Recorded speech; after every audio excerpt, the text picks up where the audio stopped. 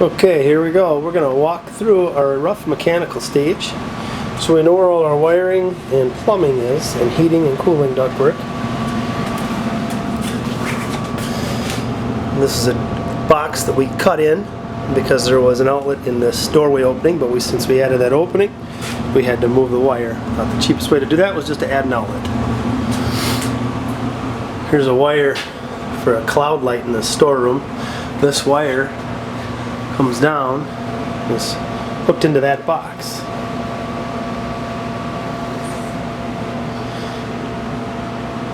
You can see a wire going up to this light box.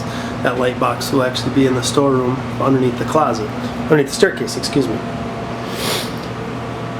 That feeds to an outlet, so there's power in the storeroom. That runs along this wall to another outlet. It's terminated right there. Comes back through there into an outlet in underneath the stairs. In this closet you'll see the drop for all the cable. That's where all the cable feed comes in and goes out. It's all labeled properly as well. We come out of the storeroom. Here's the furnace. Look what happened during the winter time. The pipes weren't drained and we had a pipe burst. Luckily we found that because we're adding a door for this furnace so the service guy can get at it. You can see this coiled wire. It's part of the thermostat wire. The thermostat's located right here. This is a pretty cool thermostat actually. It's radio controlled. The owner can call it with a cell phone once his Wi-Fi is enabled and adjust the heating and cooling from anywhere in the world. Pretty cool. So, these two pipes, one is intake, one is exhaust. The black is the line set. That's the air conditioning coil. The other copper is another air conditioning coil wire. There's the switch turning the furnace on and off.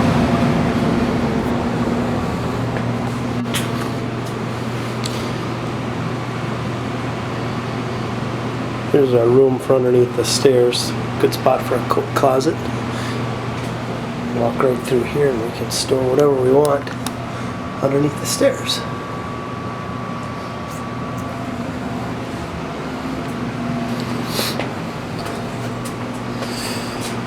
This box is a beginning of a four-way switch leg. Gonna have a switch at the bottom of the stairs. That switch is going to control that light which is up there. Also control the lights that are in the hallway.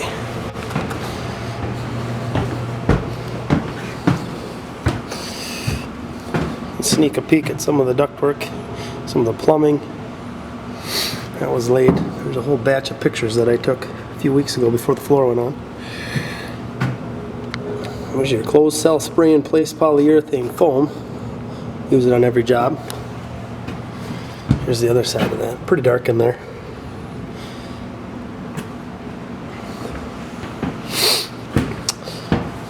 Maybe you can see that wire that's coming out of the back bedroom that needed power. That was when we remodeled this bedroom, we found those wires.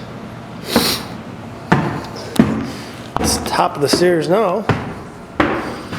Here's the second side of that switch, which controls, of course, that light. The other end of that switch will control these can lights in the ceiling. There's one. There's the second can light. There's a third can light. Do you notice that rectangular box? There's another one too. It's on the other end. The code states that I've got to have a smoke detector within 6 feet of each bedroom door and a smoke detector on the inside of each bedroom. So you'll notice there's a rectangular box there, as well there. And this isn't the bedroom. That's right, I forgot. It's also in this bedroom. There's your box. There's your box.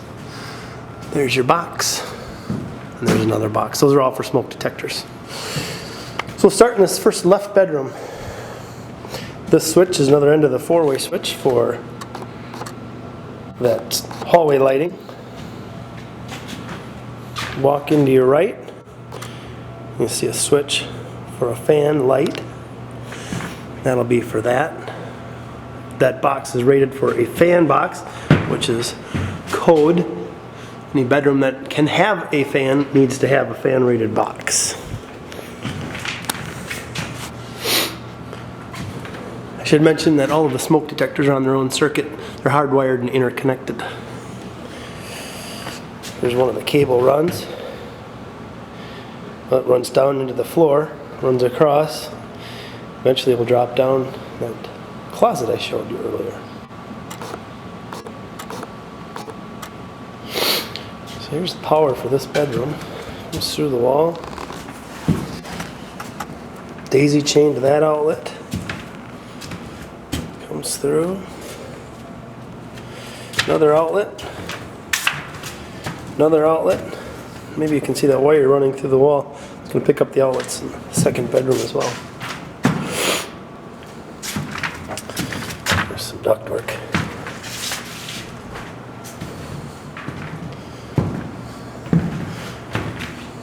There's our second bedroom. Here's our light switch. Of course, the light switch goes to the fan. We'll just trace that wire back. There to there, and right down inside the wall. This will come in handy if you ever need to remodel. You'll know exactly where the wires are. Take a few steps back so we get the bigger picture. See the outlet. Look at that, and there's a wire that goes up over. Comes over, comes back down. Goes to this outlet. We run around. It's about 2 feet off the floor, in case you're wondering.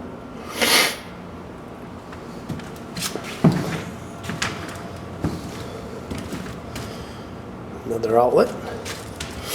There's a wall pocket, wires running through it.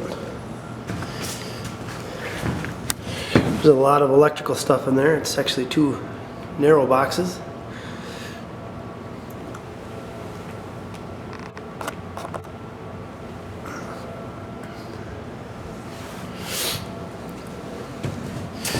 Let's walk into the third bedroom. Right away, there's a light switch. There's the wires going down to the outlet. Wires going right back up into the ceiling. Some are nailed off, going right to this box. Other ones are jumping over, putting power down into that outlet box.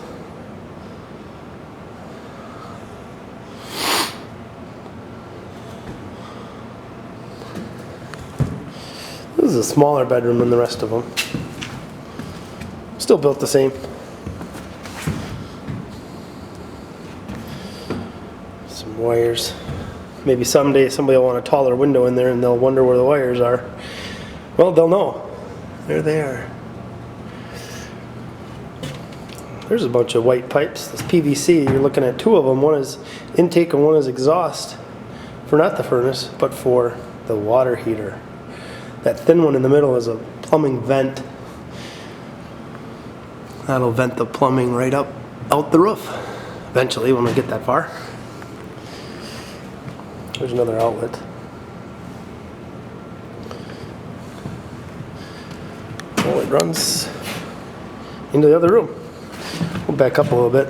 There's a closet.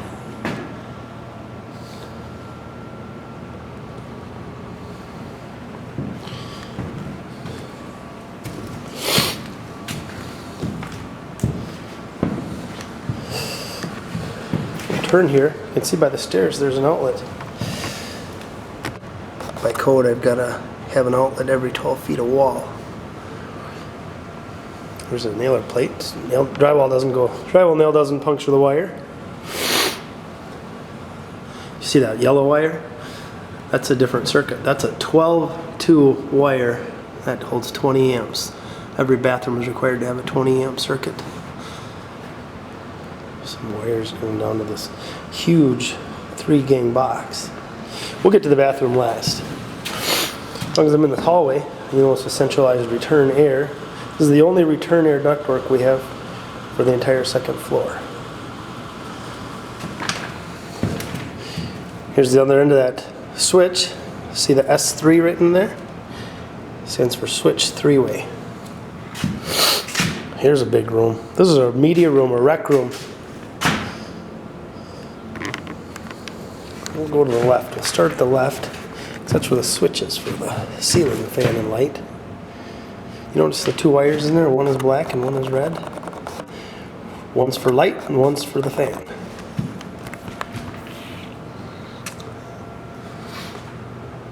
That wire runs up, runs across. We call that a rat runner, but it's just bracing for the trusses.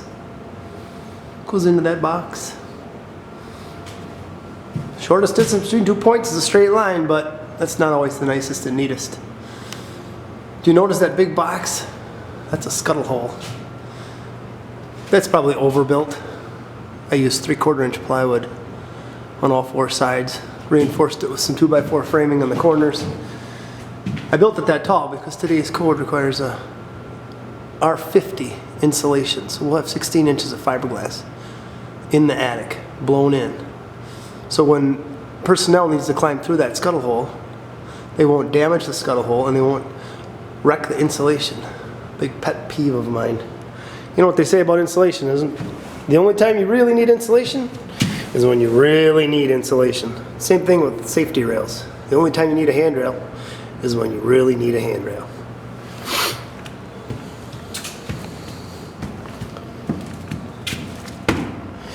There's some more wiring. See those two wires that are going downstairs? They're going into the bottom plate. Clearly those are going to the fuse breaker panel, which is right below us. Just keep following along this wall. Occasionally you'll see some daylight through those two